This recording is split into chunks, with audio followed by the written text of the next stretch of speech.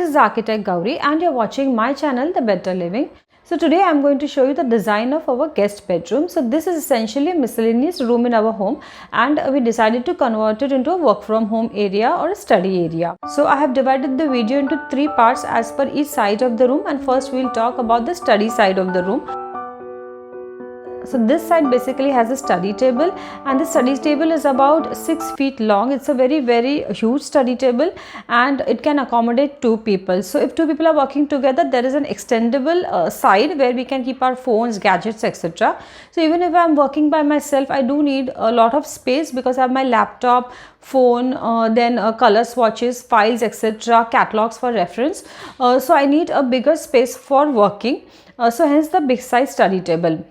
Below the study table, we have a set of drawers. So here we can keep our laptops and stationery, etc. So about this, in the elevation, we have divided it into 2 parts. So one side is the display, where we have our artifacts and things, and also things that we regularly need. We cannot keep everything in the drawer. And the second part of the elevation, we have divided into a closed cabinet. So this has a TV inside. Yes, it has a TV inside, and when you want to watch the TV, you can open this cabinet, and otherwise it remains closed. So since both the sides of the elevation it has a similar treatment, so you cannot really make out that there is a TV inside this. So this TV was from our old place and we watch it occasionally. It's mostly for guests. So I did not want to have an open TV cabinet just above the study table because it's a bit distracting when you are working.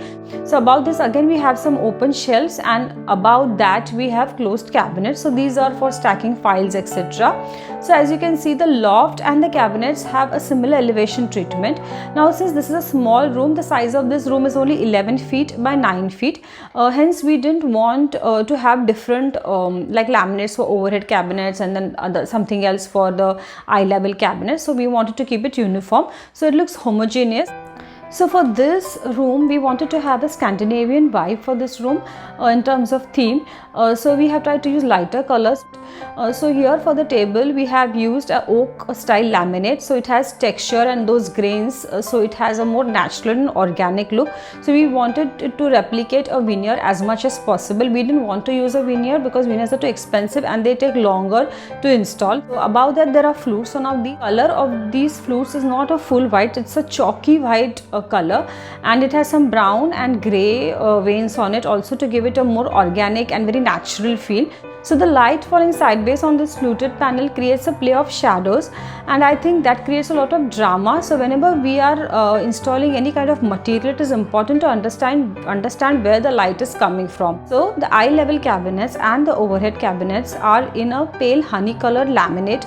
So this laminate complements well with the oak style laminate, and since we were looking for lighter colors, I think this looks really nice and pretty. Whenever we are selecting all the light colors, it can make the elevation look a bit washed out. So to give some highlight and pop of color, we've added black as a highlighter color. Here we have used black knobs for the cabinets and the overhead cabinets.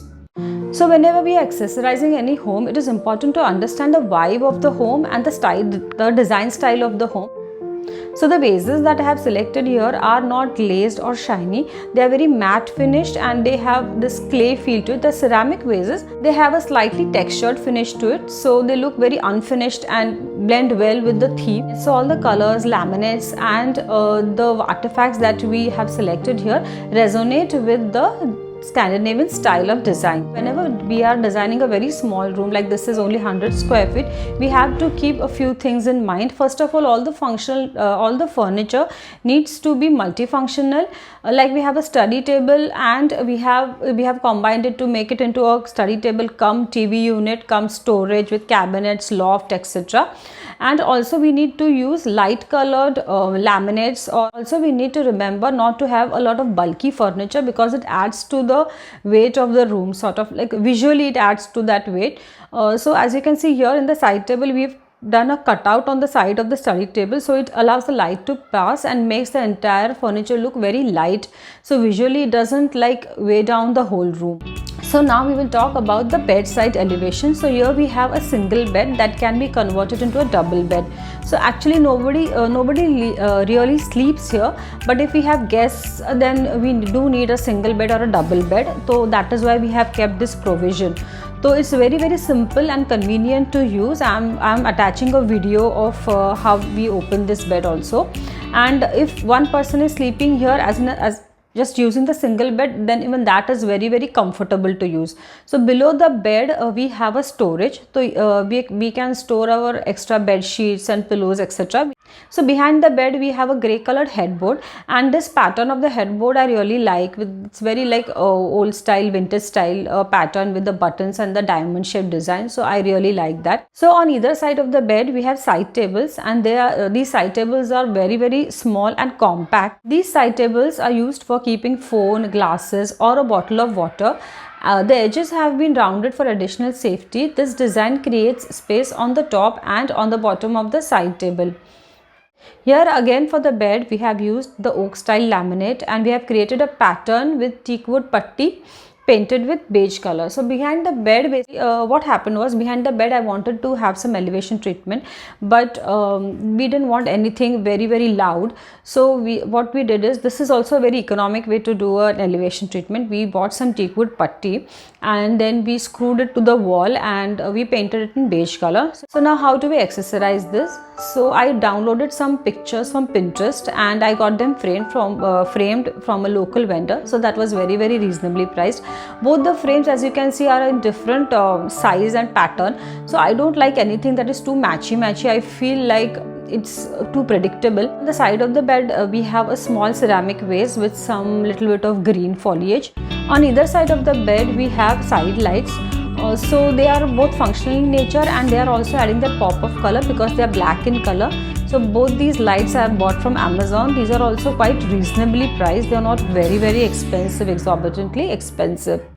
So now let us talk about the mandir side elevation. Here we have a wardrobe. So the internal storage is as per our requirement. There is one lockable drawer, and then there are other basic drawers that we can pull out and just store things. It's not lockable. Next to that is the mandir. So this place and position of the mandir was allocated and uski sthapana hui thi when we shifted here 2 years back. So that place we cannot change. It is as per Vastu. So here we have a very traditional style mandir with a full glass exterior combining the modern with the traditional. We have a box type molding, so this pattern has also been created on site, and it's white in color, so it kind of frames the mandir and the photo frames behind this. Because of the play of light, it creates kind of a 3D effect. I think it looks really ethereal. So when we design this mandir, there are a few things that we have to keep in mind. First of all, we have used extra clear toughened glass here.